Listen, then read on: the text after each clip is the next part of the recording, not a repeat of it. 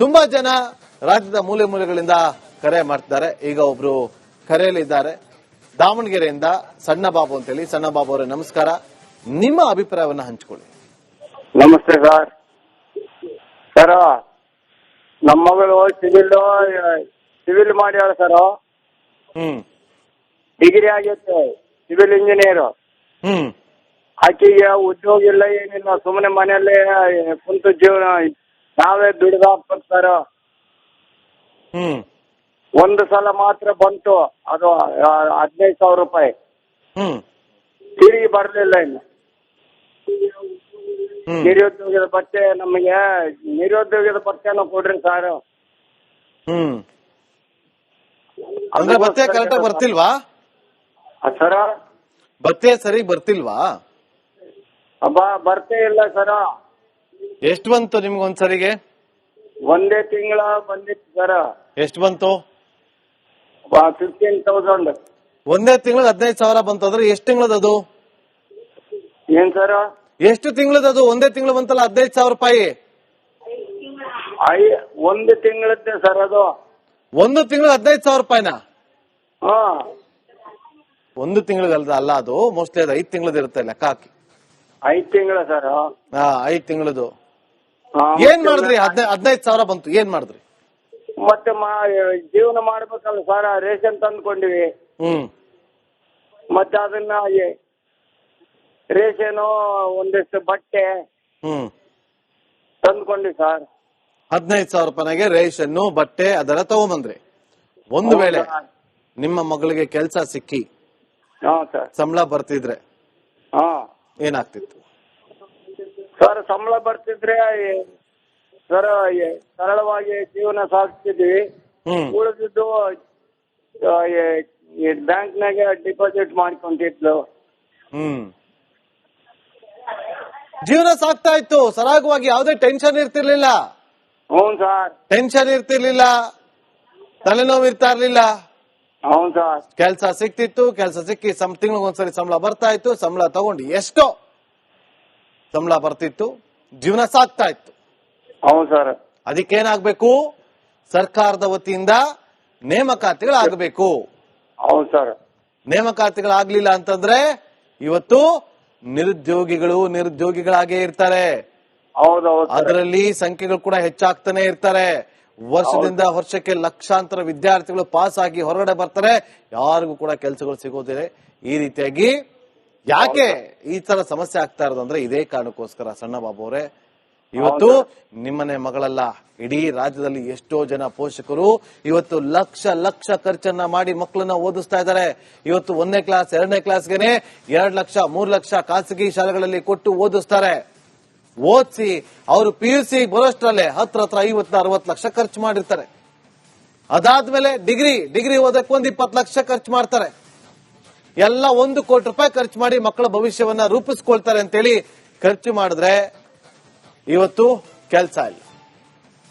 ಸಾಲ ಸೋಲ ಮಾಡಿ ಎಷ್ಟೋ ಜನ ಮಕ್ಕಳು ಇವತ್ತು ಪೋಷಕರಿಂದ ಸಾಲವನ್ನ ಮಾಡಿಸಿ ಓದ್ತಾರೆ. ಆದ್ರೆ 100 ಜನರಲ್ಲಿ 20 ಜನರಿಗೂ ಕೂಡ ಸರಿಯಾಗಿ ಕೆಲಸಗಳು ಸಿಗ್ತಾ ಇಲ್ಲ. ಬಸವರಾಜ್ ಅಂತೇಳಿ ಮತ್ತೊಬ್ರು ಕರೆಯಲಿದ್ದಾರೆ. ಬಸವರಾಜ್ ಅವರೇ ನಮಸ್ಕಾರ. ನಮಸ್ಕಾರ ಸರ್. ಹೇಳಿ, ನಿಮ್ಮ ಅಭಿಪ್ರಾಯವನ್ನ ಹಂಚಿಕೊಳ್ಳಿ. ಏನ್ ಕೊಡ್ತಾರ ಅದ್ರ ಬದಲಿ ಉದ್ಯೋಗ, ಗೌರ್ಮೆಂಟ್ ಉದ್ಯೋಗ ಕೊಟ್ಟರೆ ಒಳ್ಳೇದಾಗ್ತದೆ. ಮತ್ತೊಮ್ಮೆ ಹೇಳಿ ಸರ್. ನಿರುದ್ಯೋಗಿ ಏನ್ ಪೆನ್ಷನ್ ಕೊಡ್ತಾರಲ್ಲ ಗೌರ್ಮೆಂಟ್, ಅದ್ರ ಬದಲಿ ಯುವ ನಿಧಿ ಬದಲಿ ಯುವಕರಿಗೆ ಉದ್ಯೋಗ ಈ ಸಮಸ್ಯೆ ಬರಲ್ಲ. ಅವ್ರ ಮನೆ ತಾನ ಒಳ್ಳೆ ತರಲೆ ನಡೀತೈತಿ ಸರ್.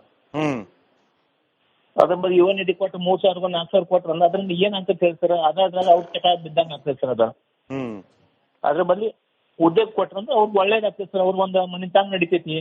ಈಗ ನಾವು ಅದನ್ನೆಲ್ವ ಹೇಳ್ತಾ ಇರೋದು ಬಸವರಾಜ್ ಅವರೇ, ನಾವು ಅದನ್ನೇ ಹೇಳ್ತಾ ಇರೋದು. ಒಬ್ರಿಗೆ 3,000, ವರ್ಷದಿಂದ ವರ್ಷಕ್ಕೆ ನೋಂದಣಿ ಮಾಡ್ಕೊಳ್ಳೋರ ಸಂಖ್ಯೆ ಕೂಡ ಹೆಚ್ಚಾಗ್ತಾ ಇದೆ. ಈಗ 1 ಲಕ್ಷ ಜನಕ್ಕೆ ಒಬ್ರಿಗೆ 3,000 ಅಂತಂದ್ರೆ ಹತ್ರ ಎಷ್ಟಾಯ್ತು? 3 ಕೋಟಿ ರೂಪಾಯಿ ಆಗೋಯ್ತು ಸರ್. ಅದ ಯುವಕರಿಗೆ ಅದನ್ನ ತಿಳಿವಾತು ಸರ್. ಸ್ವಲ್ಪ ಯುವಕರಿಗೆ ಅದ್ರ ಬಗ್ಗೆ ತಿಳಿವಾತು ಸರ್. ಇವರು ಇದೇನು ಗ್ಯಾರಂಟಿ ಯೋಜನೆ ಅದಾವ ಸರ್, ಎಲ್ಲ ಇದರಿಂದ ಜನಕ್ಕೆ ಏನೂ ತಿಳಿವಾತು ಸರ್. ನಾನು ಹಿಡ್ಕೊಂಡು ಹೇಳ್ತೀನಿ.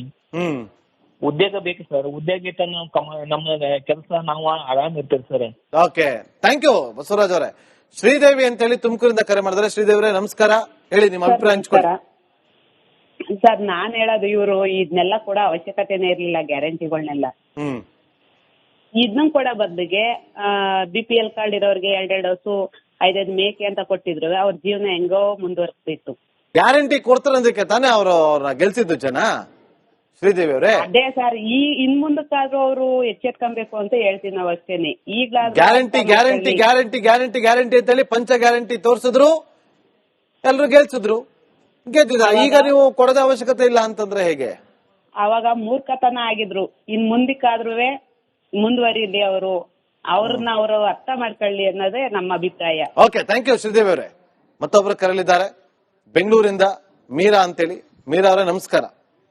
ನಮಸ್ಕಾರ ಸರ್. ಮೀರಾ ಅವರೇ ಹೇಳಿ. ಸರ್ ಇವಾಗ ಏನು ತಿಂಗಳು ಅವ್ರು ಅಕಸ್ಮಾತ್ ನಿರುದ್ಯೋಗಿಗಳಿಗೆ ಅಂತ 3000 ರೂಪೀಸ್ ಕೊಟ್ರು, ಯಾವ ಮೂಲೆಗೆ ಸರ್? ಅದೊಂದ್ ವಾರ ಕೂಡ ಊಟ ಮಾಡಕ್ಕಾಗಲ್ಲ. 3000 ರೂಪಾಯಿ ಒಂದ್ ವಾರ ಊಟ ಮಾಡಕ್ಕಾಗಲ್ಲ. ಹೌದು, 2 ದಿನ ತಿಂಡಿನೂ ಮಾಡಕ್ಕಾಗಲ್ಲ ಮೇಡಮ್ ಇವತ್ತು ಬೆಂಗಳೂರಲ್ಲಿ. ಹೌದು ಸರ್. ಅಲ್ಲ ಮೊದ್ಲೇ ಮಾಡ್ಕೊಂಡು ತಿಂತಾರೆ ಅಂದ್ರು ಒಂದ್ ವಾರ ಕೂಡ ತಿನ್ನಕ್ಕಾಗಲ್ಲ ಸರ್. ಹೌದು, ಹಿಂಗ್ ಮಾಡ್ಕೊಂಡು ಒಂದ್ ಕೆಲ್ಸ ಅಂತ. ಅದಕ್ಕೇನ್ ಮಾಡ್ಬೇಕು ಮೀರಾ? ಏನ್ ನಿಮ್ಮ ಸಲಹೆ ಏನು? ಇವ್ರು 3000 ರೂಪೀಸ್ ಕೊಡಬಲ್ಲ 30,000 ಕೊಡಕ್ ಹೇಳಿ ಸರ್. ಜಾಸ್ತಿ ಮಾಡಿ ಅಂತ. ಹೌದು, 30,000 ರೂಪೀಸ್ ಕೊಟ್ರೆ ಎಲ್ಲ ಆರಾಮಕ್ಕಿಂತ ಪೋರಿ ಹೇಳ್ಕೊಂಡು ತಿನ್ಕೊಂಡಿರ್ತಾರೆ. ಸೋಂಬೇರಿಗಳಾಗಲ್ವಾ ಮೀರಾ ಅವ್ರೆ? 30,000 ಅದೇ ರೂಪಾಯಿ ಹೇಳಿದ್ದು. ಕೊಡ್ತಾರೆ. ಈಗ 3,000 ರೂಪಾಯಿ ಕೊಡ್ತಾರೆ ಅಂತೇಳಿ ಅಷ್ಟಕ್ಕೆ ಜನ ಕಾಯ್ಕೊಂಡು ಕೂತಿರ್ತಾರೆ. ಒಂದು ವಾರನಾದ್ರೂ ಜೀವನ ನಡೀತೆ ಅಂತೇಳಿ 30,000 ಕೊಟ್ರೆ ಜನ ಸೋಂಬೇರಿ ಆಗಲ್ವಾ? ದಿವಾಳಿ ಆಗಲ್ವಾ? ಓಕೆ, ನಿಮ್ಮ ಸಲಹೆ ಥ್ಯಾಂಕ್ ಯು ಮೀರಾ ಅವರೇ. ಬಸವರಾಜ್ ಅಂತೇಳಿ ಮತ್ತೊಬ್ರು ಕರೆಯಲಿದ್ದಾರೆ. ಬಸವರಾಜ್ ಅವರೇ ನಮಸ್ಕಾರ, ರಾಯಚೂರಿಂದ ಕರೆ ಮಾಡಿದಿರಿ. ಹೇಳಿ, ನಿಮ್ಮ ಅಭಿಪ್ರಾಯವನ್ನ ಹಂಚ್ಕೊಳ್ಳಿ. ಸರ್ ನಮಸ್ಕಾರ. ಸರ್, ಇದು ಸರ್ಕಾರ ನಿರುದ್ಯೋಗನ ಸೃಷ್ಟಿ ಮಾಡ್ತಾ ಇದೆ. ಈಗ ಹೈದರಾಬಾದ್ ಕರ್ನಾಟಕದಲ್ಲಿ ಸುಮಾರು 4-5 ವರ್ಷದಿಂದ ಶಿಕ್ಷಕರ ಕೊರತೆ ಇದೆ. ಇವರು ಏನ್ ಮಾಡ್ತಾರ, ಪ್ರತಿ ವರ್ಷ 15,000 ತುಂಬ್ತೀನಿ, 20,000 ತುಂಬ್ತೀನಿ ಅಂತಂದು ಹೇಳ್ಬಿಡ್ತಾರ. ಇದುವರೆಗೂ ಒಂದು ಪೋಸ್ಟ್ ತುಂಬಿಲ್ಲ. ಹಿಂಗಾಗಿ ನಮ್ಮಲ್ಲಿ ರಿಸಲ್ಟ್ ನಂತರ SLC ಆತಿ, PUC ಆತಿ ಎಲ್ಲ ಕೊನೆ ಸ್ಥಾನದಲ್ಲಿ ಬರ್ತದ. ಇವರು ಯಾಕೆ ನೇಮಕಾತಿ ಮಾಡ್ತಾ ಇಲ್ಲ? ಈ ಎಂತ ಒಳ್ಳೆ ಅಭಿಪ್ರಾಯ ಹಂಚ್ಕೊಂಡ್ರೆ ಬಸವರಾಜ್ ಅವರೇ, ಎಂತ ಒಳ್ಳೆ ಅಭಿಪ್ರಾಯ ನಿಮ್ದು ಗೊತ್ತಾ? ಎಂತ ಒಳ್ಳೆ ಅಭಿಪ್ರಾಯ. ಇವತ್ತು ಕಲಬುರಗಿ ಲಾಸ್ಟ್ ಅಲ್ಲಿದೆ. ಮೊನ್ನೆ ರಿಸಲ್ಟ್ ಬಂದಾಗ ನೋಡಿದ್ವಲ್ಲ.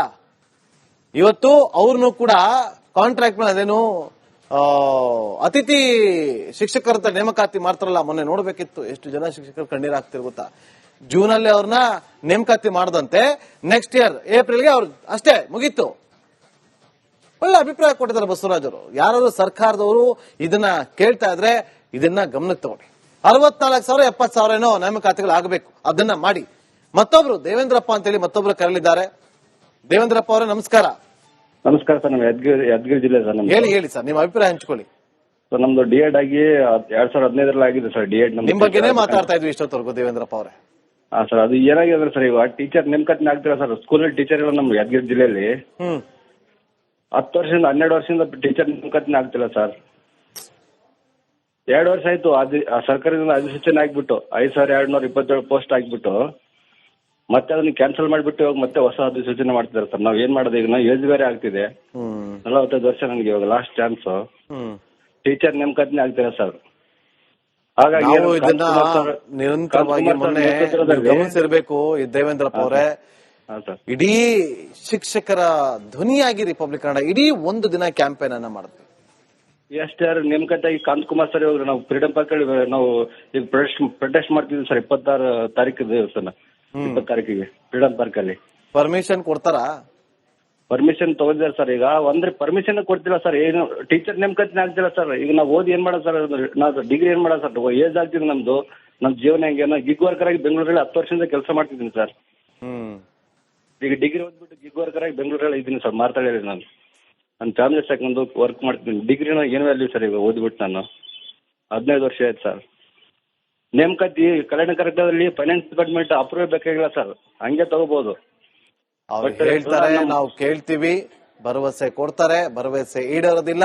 ನಾವು ಪ್ರಶ್ನೆ ಮಾಡ್ತಿರ್ತೀವಿ, ಆಯ್ತು ನೋಡೋಣ, ನಾಳೆ ನೋಡೋಣ ಅಂತೇಳಿ ಅಲ್ಲಿಗೆ ನಿಮ್ಗಳು ಬಾಯಿ ಮುಚ್ಚಿಸ್ಬಿಡ್ತಾರೆ ಅಷ್ಟೇ.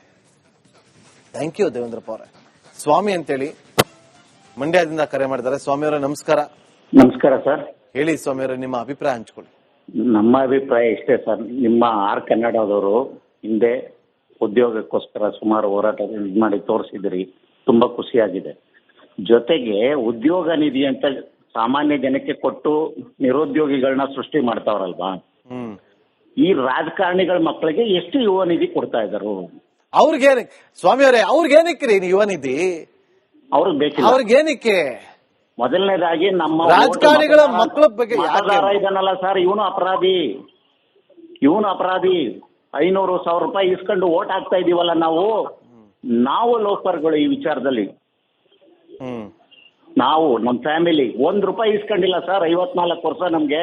ನನ್ನ ಮಗಳು MSc B.Ed ಮಾಡವಳೆ, ಮಗ MSc ಮಾಡಿದ್ದಾನೆ. ₹1 ಇಸ್ಕೊಂಡಿಲ್ಲ, ಓಟ್ ಹಾಕಿದೀವಿ. ಅವ್ರ ಮಕ್ಳಿಗೆ ಯುವ ನಿಧಿ ಕೊಡ್ಲಿ, ಮಾನ ಮರ್ಯಾದೆ ಇದ್ರೆ, ನಾಚಿಕೆ ಎಷ್ಟೇ ಇದ್ರೆ. ಸಾಮಾನ್ಯ ಬಡವ ಜನತೆ ಕೊಟ್ಬಿಟ್ಟು ಉದ್ಯೋಗನ ಸೃಷ್ಟಿ ಮಾಡ್ತಾನೆ. ರಾಜಕಾರಣಿಗಳ ಮಕ್ಕಳ ಪಾಕೆಟ್ ಮನಿ ಎಷ್ಟು ಗೊತ್ತಾ? ಹೇಳಿ ಗುರುಗಳೇ. ಅವರ ರಾಜಕಾರಣಿಗಳ ಮಕ್ಕಳ ಪಾಕೆಟ್ ಮನಿ, ಪ್ಯಾಕೆಟ್ ಮನಿ ಹೇಳಿ ಸರ್. 1 ಸೆಕೆಂಡ್ ಅಲ್ಲಿ 3,000 ಯಾವ ಲೆಕ್ಕಕ್ಕೆ? ಇರ್ಲಿ, ನಾವು ನಿಮ್ಮಗಳ ಧ್ವನಿಯಾಗಿ ನಿಂತಿದ್ದೀವಿ. 100 ಜನ ಕಲ್ದಿದ್ರು, ಅಟ್ಲೀಸ್ಟ್ 10 ಜನಕ್ಕಾದ್ರೂ ಕೆಲಸ ಸಿಗೋವರೆಗೂ ನಾವು ಸುಮ್ಮನೆ ಇರೋದಿಲ್ಲ. ಇದು ರಿಪಬ್ಲಿಕ್ ಕನ್ನಡ. ಅದೇ ಕಾರಣಕ್ಕೋಸ್ಕರ ನಿಮ್ಮ ಧ್ವನಿಯಾಗಿ ನಾವು ಇದೆಲ್ಲವನ್ನು ಕೂಡ ಮಾಡ್ತಾ ಇರೋದು. ಥ್ಯಾಂಕ್ ಯು ಸ್ವಾಮಿಯವರೇ. ತುಂಬಾ ಜನ ಕರೆ ಮಾಡಿ ತಮ್ಮ ಅಭಿಪ್ರಾಯಗಳನ್ನ ಹಂಚಿಕೊಂಡ್ರು. ಅಷ್ಟೇ ಅಲ್ಲ, ವಾಟ್ಸ್ಆಪ್ ಮೂಲಕ ನೂರಾರು ಜನ ವಾಟ್ಸ್ಆಪ್ ಮೂಲಕ ಒಂದಷ್ಟು ಸಂದೇಶಗಳನ್ನ ಕಳಿಸೋದ್ರಲ್ಲಿ ಕೆಲವರು ನೋಡಿ, ಸಚಿನ್ ಶೆಟ್ಟಿ ಅಂತೇಳಿ ಉಡುಪಿಯಿಂದ, ಯುವ ಜನರಿಗೆ ನಿರುದ್ಯೋಗ ಭತ್ಯೆ ಬೇಡ, ದುಡಿಯುವ ಕೈಗಳಿಗೆ ಕೆಲಸ ಕೊಡಿ ಅಂತೇಳಿ ಅವರು ವಾಟ್ಸ್ಆಪ್ ಮೂಲಕ ಮೆಸೇಜ್ ಅನ್ನ ಮಾಡಿದ್ದಾರೆ. ಇದು ಸಚಿನ್ ಶೆಟ್ಟಿ ಅಂತೇಳಿ ಉಡುಪಿಯಿಂದ ಮಾಡಿರುವಂತಹ ವಾಟ್ಸ್ಆಪ್ ಮೆಸೇಜ್. ನೆಕ್ಸ್ಟ್, 5 ವರ್ಷದಿಂದ ಸ್ಪರ್ಧಾತ್ಮಕ ಪರೀಕ್ಷೆಗೆ ಓದ್ತಾ ಇದ್ದೀವಿ, ಆದ್ರೆ ನೇಮಕಾತಿಯೇ ಆಗ್ತಾ ಇಲ್ಲ ಅಂತೇಳಿ ಅವರೇ ಸಚಿನ್ ಶೆಟ್ಟಿ ಅವರೇ ಮಾಡಿರೋದು ಉಡುಪಿಯಿಂದ. ಇನ್ನು ಬಸವರಾಜ್ ಅಂತೇಳಿ ಬೀದರಿಂದ ಮೆಸೇಜ್ ಮಾಡಿದ್ದಾರೆ. ಕಾಂಗ್ರೆಸ್ ಸರ್ಕಾರದ ಗ್ಯಾರಂಟಿ ನಮಗ್ ಬೇಡ, ನೆಮ್ಮದಿಯಾಗಿ ಬದುಕೋದಕ್ಕೆ ಕೆಲಸ ಕೊಡಿ, ನೆಮ್ಮದಿಯಾಗಿ ಬದುಕೋದಕ್ಕೆ ಕೆಲಸ ಕೊಡಿ ಅಂತ ಹೇಳಿ ಬಸವರಾಜ್ ಬೀದರಿಂದ ಅವರು ವಾಟ್ಸ್ಆಪ್ ಮೂಲಕ ಸಂದೇಶವನ್ನ ಕಳಿಸಿದ್ದಾರೆ. ನೋಡಿ, ಎಲ್ಲರೂ ಕೇಳ್ತದಿಷ್ಟೇ, ನೆಮ್ಮದಿಯಾಗಿ ಕೆಲಸ ಕೊಡಿ, ನೆಮ್ಮದಿಯಾಗಿ.